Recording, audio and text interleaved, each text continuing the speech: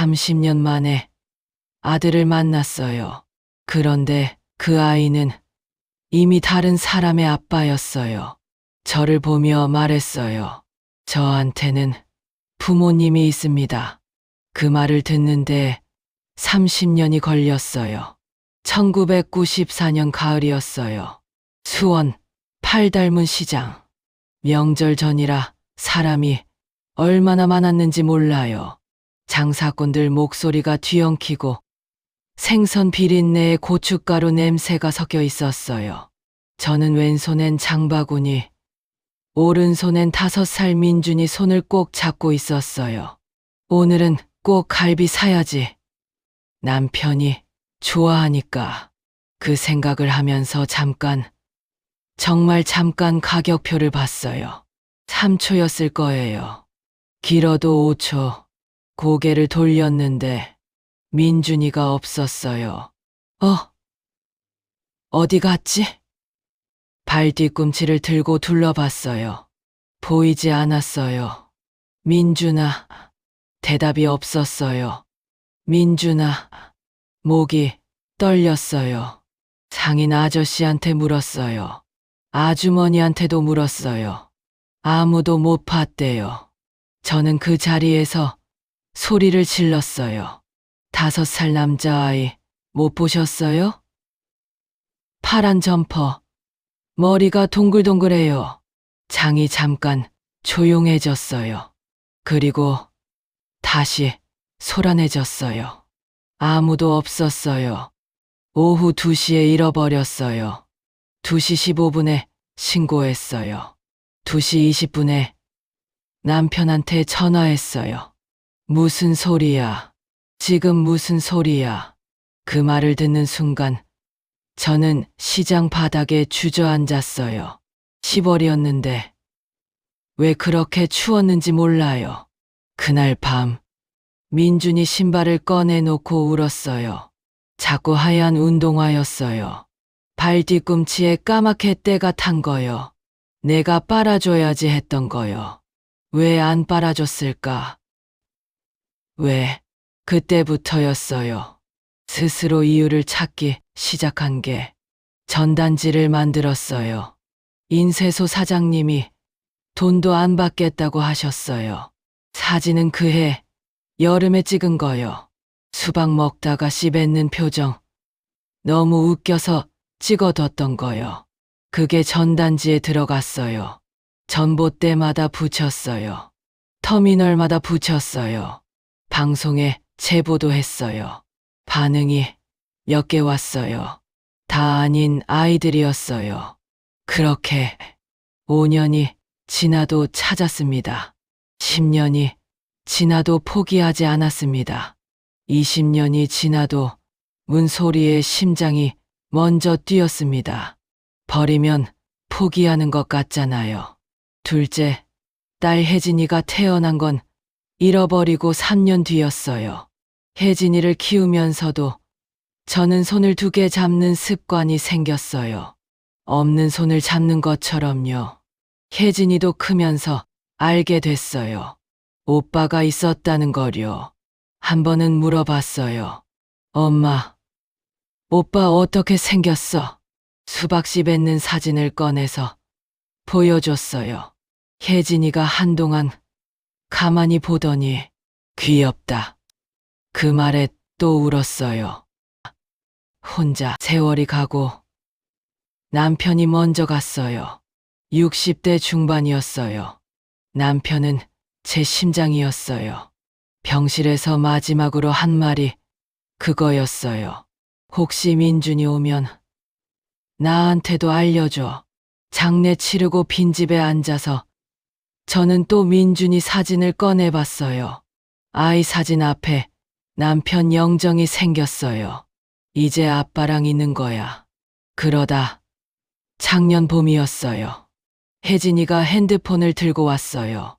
엄마, 이거 봤어? 경찰청 실종자 데이터베이스 앱이야. DNA 검사 연결도 된대. 저는 안 볼 거라고 했어요. 또 아닌 아이 확인하고 가슴 무너지느니 혜진이가 그냥 두고 갔어요. 앱을 깔아두고요. 그날 밤 혼자 켰어요. 1994년 남아 수원 목록이 나왔어요. 스크롤을 내렸어요. 손이 떨렸어요. 그리고 한 장의 사진이 눈에 들어왔어요. 파란 점퍼, 동글동글한 머리.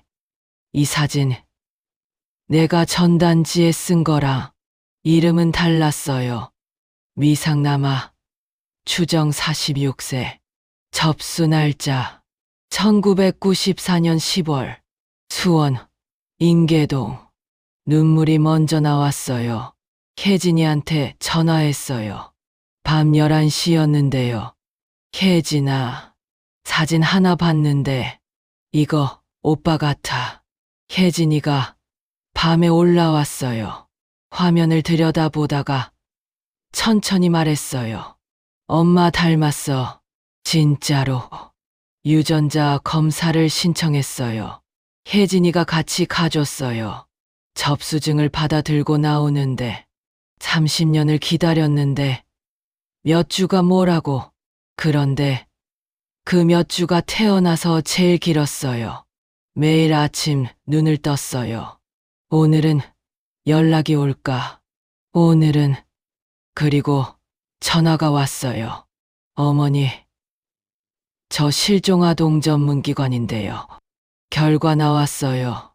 손을 가슴에 얹었어요. 친자 관계 일치합니다. 소리가 나왔어요.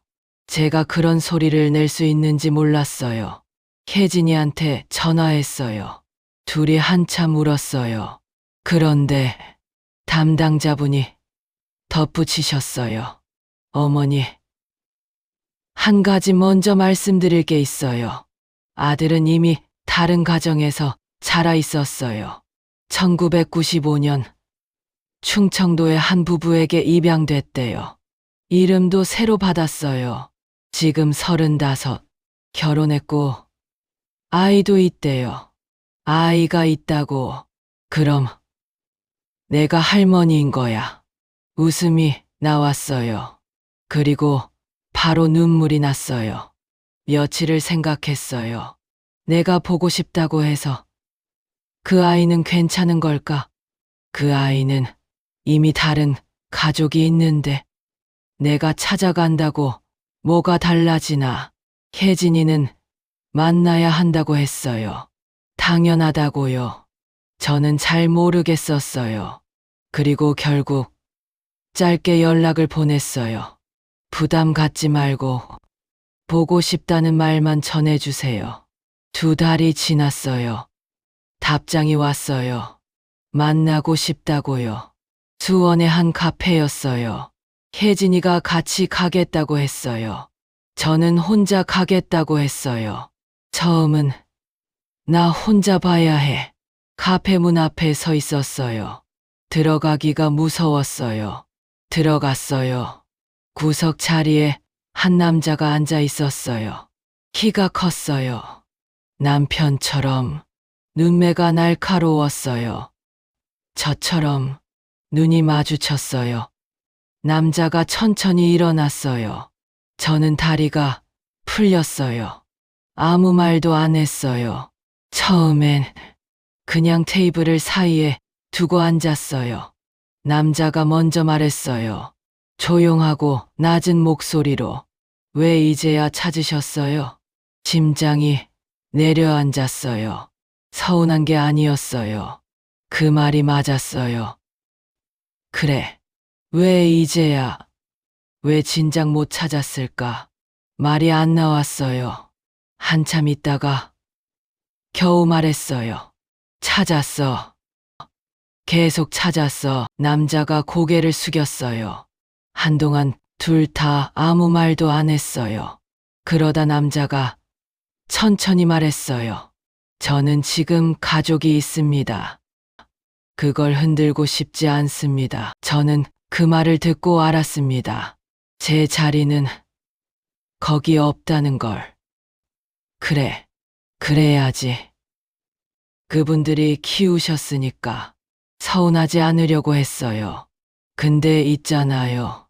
조금은 서운했어요. 솔직히. 그래도 고개를 끄덕였어요. 알아.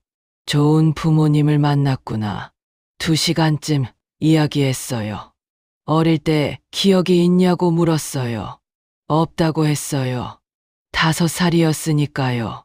입양 부모님이 잘해주셨다고 했어요.